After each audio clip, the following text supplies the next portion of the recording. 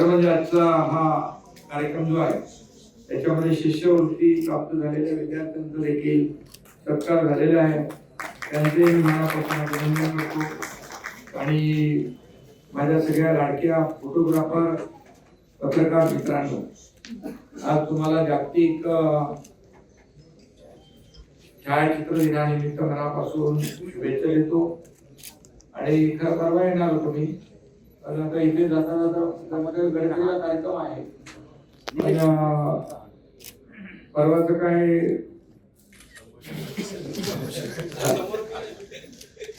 आज योगायोग आला आणि आपण भेटलो. खरं म्हणजे परवाच आहे जागतिक 19 तारखेला. आणि छायाचित्र प्रदर्शन देखील आपण सगळं भरवलं इथे सुंदर. आणि सगळ्यांनीच अतिशय चांगली छायाचित्र या ठिकाणी काढलेली आहेत. आणि बघितली म्हणजे छायाचित्रकार आता एक चित्र काढतो पण तो हजार शब्दांनी व्यक्त होतो. एक छायाचित्र मध्ये किती पॉवर असते ती आपल्या इथं छायाचित्र पाहिल्यानंतर आपल्याला बघायला मिळाली. आणि एक तर आपलं ते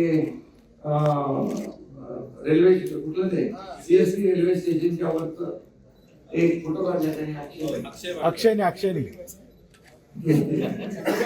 अक्षय आणि त्याच्यावरती तो चंद्र येतो आणि त्यावेळेस तो क्षण टिपण्याचं काम अक्षयने केले. अक्षय का अनेक सगळ्याच लोकांची पत्रकारांची नावं आपल्याला घेता येतील. 100 बडकर एक पत्रकार जे आहेत. आता मोबाईलमुळे ते पत्रकार एवढे झाले की तुमच्या कॅमेराच आणि खरं म्हणजे आयुष्यातील आनंद जसा चेहऱ्यावर लोकांच्या दिसतो तसं दुःखाचे क्षण टिपण्याचं काम देखील या छायाचित्र प्रदर्शनामध्ये पाहिले. कोविड मध्ये काही फोटो पाहिले आपण. आणि कोविड मध्ये देखील पत्रकारांनी जीव धोक्यात घालून काम केलं. अनेक पत्रकारांना कोविड झाला पण मी सगळ्यांची सोय केली होती. म्हणजे पहिला अक्षय भाटकरच होता आणि अगदी त्यांना सगळे रेमडेसिवीर पासून पासून सगळे इंजेक्शन आणि कुठेही काही कमी पडलं नाही तुम्हाला, बरोबर ना. आणि त्यामुळे पत्रकारांनी देखील त्यावेळेस फार कष्ट घेतले. आणि आमच्या काही पत्रकार भगिनींनी देखील चांगले फोटो काढलेले आहेत.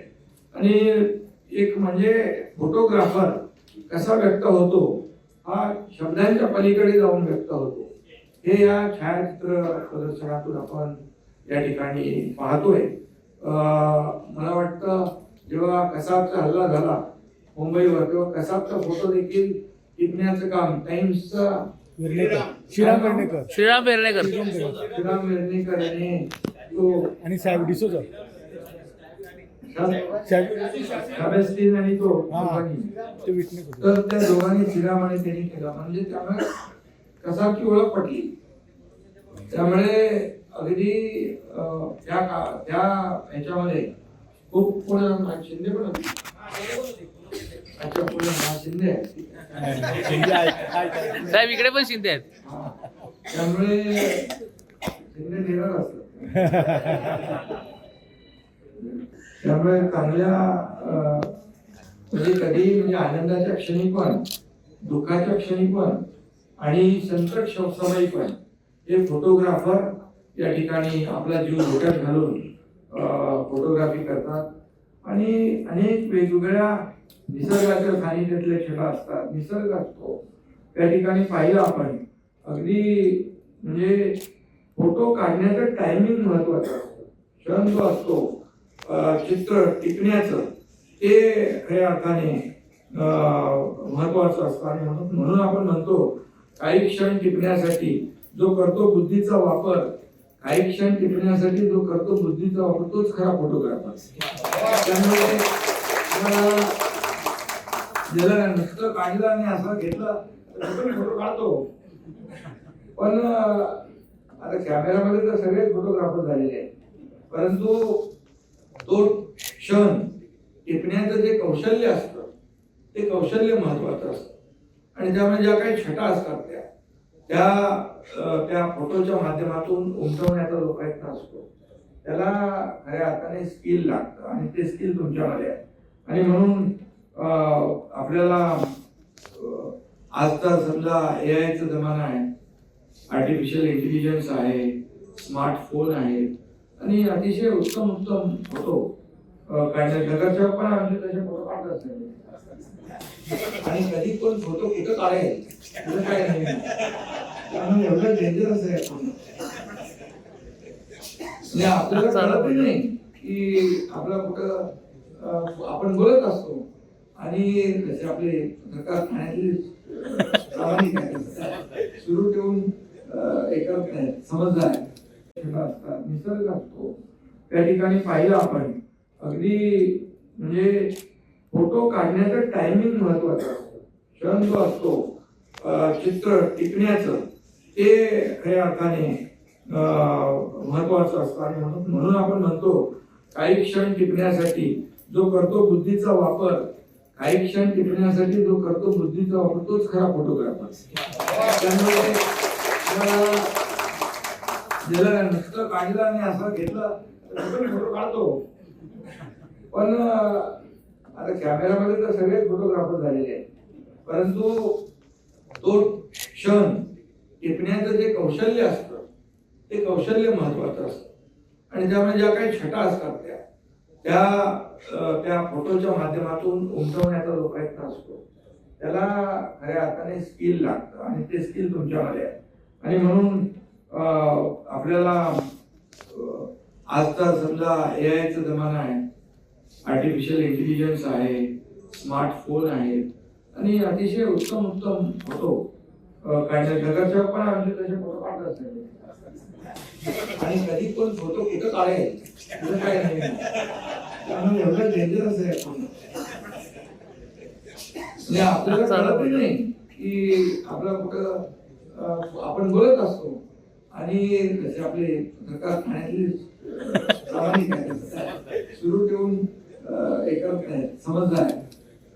आणि पण मी मनापासून आपल्याला या ठिकाणी शुभेच्छा देत असताना खरं म्हणजे पूर्वीचं काहीच नव्हतं तंत्रज्ञान, पण पूर्वी देखील आपण पाहिलं की हे छायाचित्र प्रदर्शनामध्ये आताचा जमाना बदललाय, सगळं आधुनिक येत आहे, अत्याधुनिक येत आहे, AI चा जमाना आलाय, आणखी काय काय सगळं येत आहे. परंतु पूर्वी काही नसताना देखील जे फोटोग्राफर फोटो काढत होते ते आज आपण पाहिलेलं आहे. आणि त्यामुळे मी शिंगाण्याचं देखील मी स्वतः साक्षीदार होतो. शिंगाण्याचं जे प्रकरण झालं त्यावेळेस देखील अनेक फोटोग्राफर होते. अनिल शिंदे होता, दिलीप भौमिक, अनिल शिंदे, समीर होता, समीर मार्कंड होता, त्याला मारले म्हणजे अगदी त्यांच्यावर लोकांनी मारले. मॉब जो होता तो एवढा व्हायलन्स होता. त्यामुळे पण तिथं आम्ही होतो तिथे आणि मग त्यामुळे त्यांनी जे काही प्रसंग आहे तो टिपण्यासाठी ते गेले होते, परंतु त्यांचं टिपणं झालं. पण आम्ही होतो सगळ्यांना पाठवले आणि हे म्हणजे मी साक्षीदार आहे. त्यामुळे अशा प्रसंगात देखील फोटोग्राफर जे आहेत ते खूप काम चांगलं करतात. आणि म्हणून खऱ्या अर्थाने आपण म्हणतो जे न देखे रवी ते देखे कवी. आणि म्हणून फोटोग्राफरला काही कमी समजण्याचं नाही. जिथे शब्द अपुरे पडतात तिथे फोटो ते शब्द पूर्ण करतात. हे जे काही असं आहे ते खऱ्या अर्थाने आजचा दिवस चांगला आहे. तुमचा आणखी काही प्रॉब्लेम नाही ना, घरांचं लग्न आलं ना.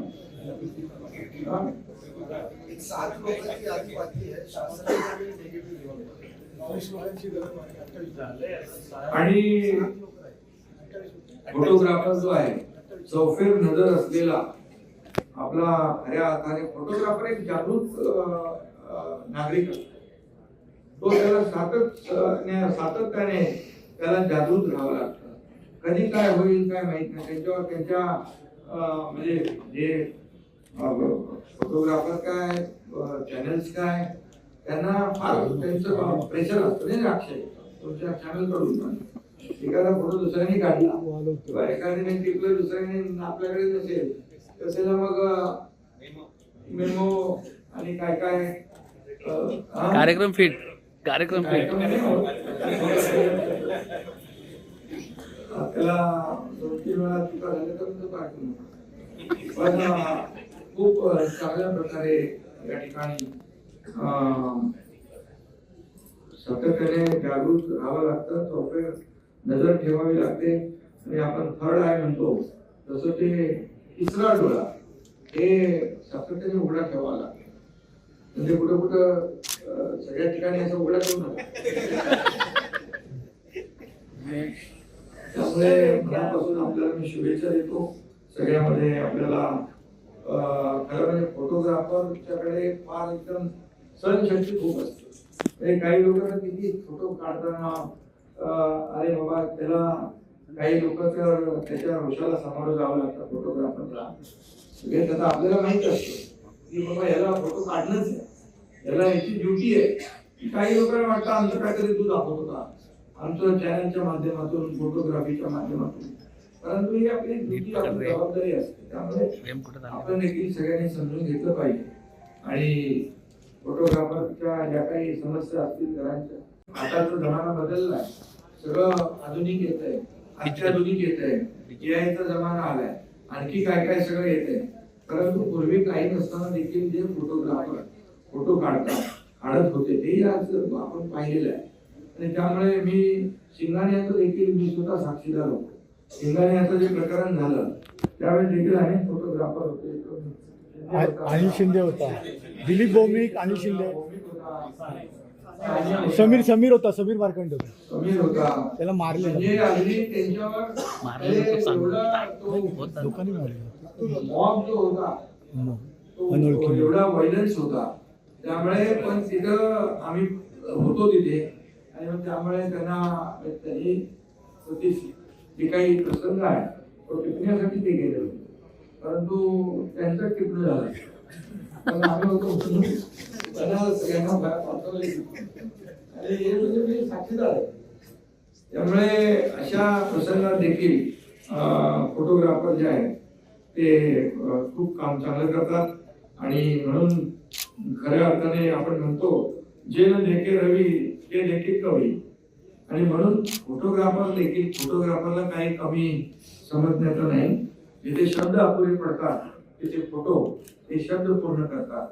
हे जे काही असं आहे ते खऱ्या अर्थाने आजचा दिवस चांगला आहे. तुमचा आणखी काही प्रॉब्लेम नाही ना, घराचं लग्न आलं ना.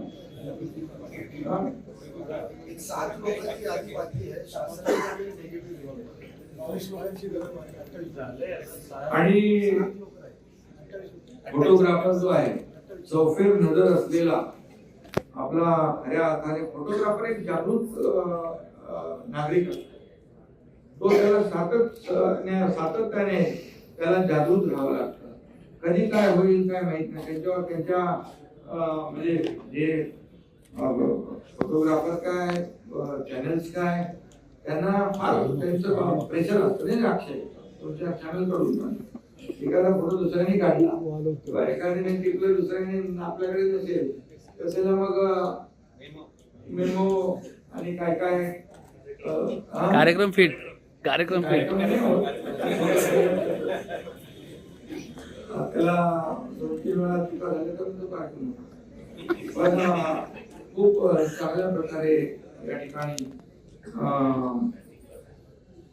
सातत्याने जागृत राहावं लागतं, चौफेर नजर ठेवावी लागते आणि आपण थर्ड आय म्हणतो जसं ते तिसरा डोळा हे सातत्याने उघडा ठेवावा लागतो. म्हणजे कुठं कुठं सगळ्या ठिकाणी असं उघडा ठेवू नका. त्यामुळे मनापासून आपल्याला मी शुभेच्छा देतो. सगळ्यामध्ये आपल्याला खरं म्हणजे फोटोग्राफरच्याकडे फार एकदम सहनशक्ती खूप असते. म्हणजे काही लोकांना किती फोटो काढताना अरे बाबा त्याला काही लोक तर त्याच्या रोषाला सामोरं जावं लागतं फोटोग्राफरला. सगळे त्याचा आपल्याला माहित असतं की बाबा याला फोटो काढणंच आहे, याला याची ड्युटी आहे. काही लोकांना वाटतं आमचं काहीतरी तू दाखवत होता आमच्या चॅनलच्या माध्यमातून फोटोग्राफीच्या माध्यमातून, परंतु ही आपली ड्युटी, आपली जबाबदारी असते. त्यामुळे प्रेम कुठं झालं? आपण देखील सगळ्यांनी समजून घेतलं पाहिजे. आणि फोटोग्राफरच्या ज्या काही समस्या असतील घरांच्या, मला आता सोडवलेल्या आहेत. आणि पत्रकार शेवट नाही. आणि पत्रकार भवन जे आहे, पत्रकार भवन पण काय दोन साहेब आपल्या गावची वेगळी जागा आहे 300 मीटर आणि सरकारची आहे. पत्रकार भवनासाठी राखीवच आहे. फक्त हस्तांतर आपण मागणी थोडं वाद आहे. कोर्टाला संपला मी. कोटा संपला. क्लिअर झालं. टोल ते टोल कुठे भरता तुम्ही? तुम्हाला दिली तर पास. नाही भाई, रिन्यू नाही झाले. रिन्यू केलेले रिन्यू करू आणि सगळ्यांना शुभेच्छा देतो. पत्रकार ओके भाई. हे घरांचं काय बघू आपण. आणि सगळ्यांना मी पुन्हा एकदा जागतिक छायाचित्र दिनाच्या मनापासून शुभेच्छा देतो. आणि या कार्यक्रमानिमित्त आपल्या मुलांचं देखील सत्कार आपण ठेवला. शिष्यवृत्ती मिळालेल्या महापालिकेच्या या त्यांचे अभिनंदन करतो. आणि आपल्या ठाण्यामध्ये जे बदलते ठाणं त्याचे फोटोग्राफी करा, हे दाखवा. आता बऱ्याच ठिकाणी ठाण्यामध्ये तसं बघायला गेलं तर ठाणं बदलत आहे.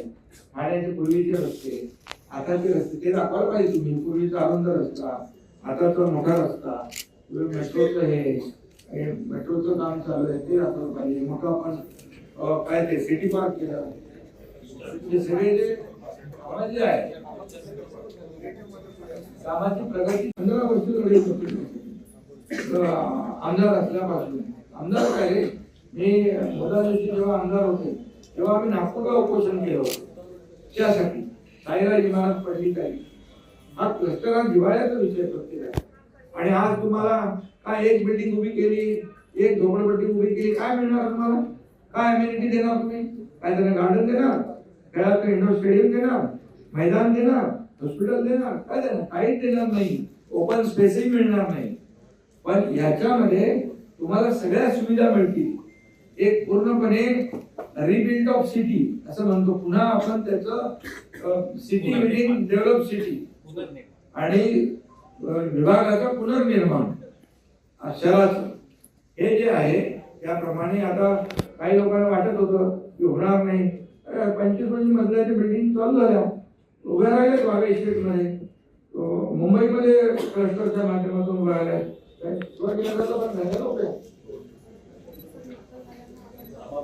रमाबाई आंबेडकर नगर किती हजारात आहे? 17,000. 25 वर्ष अडकलेला. 25 वर्ष त्यांना एक पैसा भाडा नव्हतं मिळत. किती कोटी? 65 कोटी. 165 कोटी. 165 कोटी रुपये भाडं मी स्वतः मुख्यमंत्री असताना चेक त्यांच्या हातात दिले. त्यांना विश्वास वाटतच नव्हता की आम्हाला कधी भाडं मिळेल आणि आमचा कधी पुनर्विकास होईल. तर काम सुरू झालं.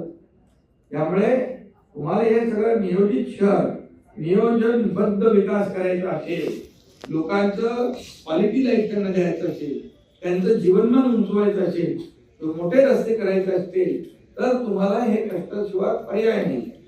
आणि म्हणून चांगलं जीवनमान लोकांना दिलं आपण. आणि आपण कष्टामध्ये का तुम्ही SRA मध्ये किती तुम्हाला नियम आहे ना, किती वर्षापर्यंत 2000 आणि ह्याच्यामध्ये 2020 पर्यंत 2020 पर्यंत कार्पेट 300 का 23 आणि वरच्या माणसाला पण पहिला दुसरा तिसरा म्हणजे हे कधी मिळूच शकत नाही. त्यामुळे हे जे आहे ते समजून लोकांनी घेतलं पाहिजे कष्ट. आणि लोकांना चांगलं घर दिलं तर उद्या तुम्हाला परत निवडून देतील. आणि विरोध केला तर काय करतात माहिती आहे. काही लोक नगरसेवक, मी त्या याच्यात बोलता काही नगरसेवक आपले आहेत की निवडून आल्यावर सातबारा त्यांच्याच नावावर झाला असं सांगतात. सातबारा तुमच्या नावावर नाही आहे, तो जनतेच्या नावावर आहे. आणि तुम्ही काम निवडून आल्यानंतर त्या लोकांना काय अपेक्षा आहे, काय तुम्हाला त्यांना सुविधा द्यायच्या त्या बघायला पाहिजे. आता काय हा फोटोग्राफर नगर चौकांच्या विषयात मी बोलेन.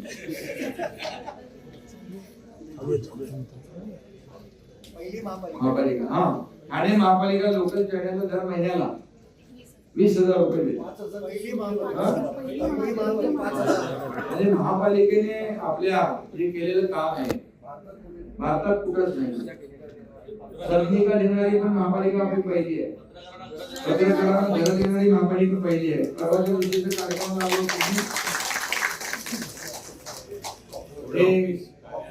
कॉकलर इम्प्लांट अक्षरशः मी बघताना माझ्या डोळ्यातून अश्रू आले.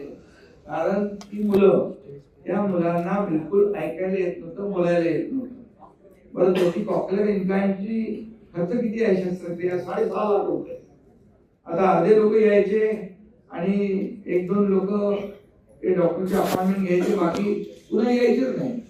6.5 लाख रुपये कसं परवडणार? तर त्यावेळेस मी मुख्यमंत्री सहायता निधीतून पैसे दिले आणि तिला महापालिकेला सांगितले द्यायला. आणि आता पूर्णपणे नंतर महापालिकाच मला वाटतं आता पूर्ण पैसे खर्च करते आहे. आणि मी त्या डॉक्टरांना सांगितलं जे कॉकलर डॉक्टर होते, जे कॉकलर म्हणजे त्यांना आता बोलायला लागले, त्यांना ऐकायला यायला लागले. त्यांनी चांगलं एक नाटक आयोजित केलं होतं. त्याच्यामध्ये म्हणजे चांगले एक्सपर्ट कलाकार जे नाट्यकर्मी आहेत तशा प्रकारचं ते बोलत होते आणि सगळ्या गोष्टी म्हणजे त्यांना त्यांचं पूर्ण जीवनच बदलून गेलं.